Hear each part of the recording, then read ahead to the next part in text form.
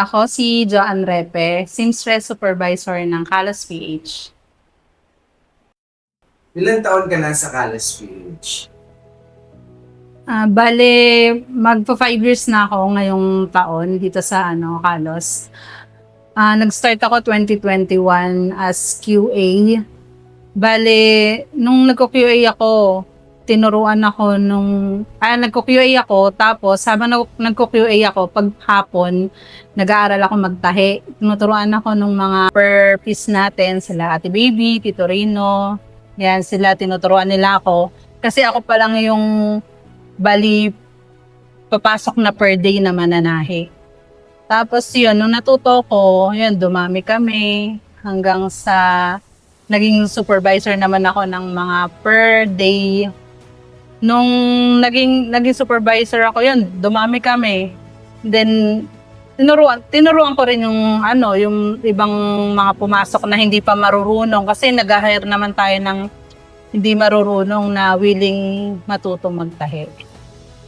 Kasi yun, dumami ng dumami, nagkaroon na ng ibang mananahi sa ibang location din. May warehouse, may singko.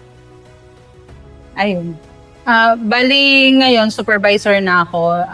Ang nagiging trabaho ko naman is mag-distribute ng mga tahi dun sa mga kasama kong per day. Tapos, pag minsan wala akong masyadong gawa, tumutulong din akong magtahi kasi syempre marami tayong rush eh.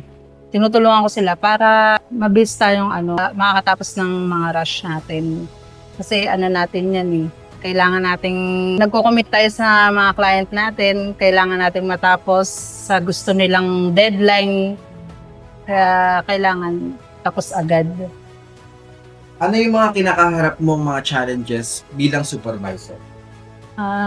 Hindi naman sobrang challenging yung pero syempre sa una, hindi naman kami ganun kagagaling eh, 'di ba? Kahit personally ako, hindi naman ako mananahi talaga. Dito lang din ako natuto sa mga OG natin, yan, sila Tito Rino. Pero natututunan talaga eh. Kailangan mo lang makinig, willing ka dapat matuto.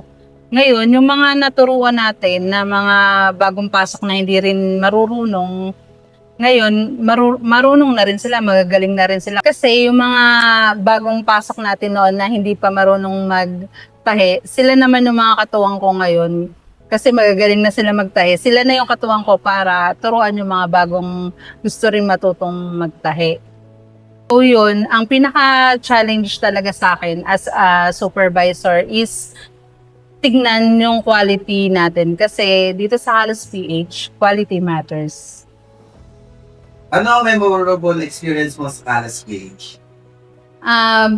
Ang pinaka-memorable ko, siguro yung gumawa kami ng 3,000 polo shirts na tinapos lang namin sa loob ng 3 to 4 days lang yata yun.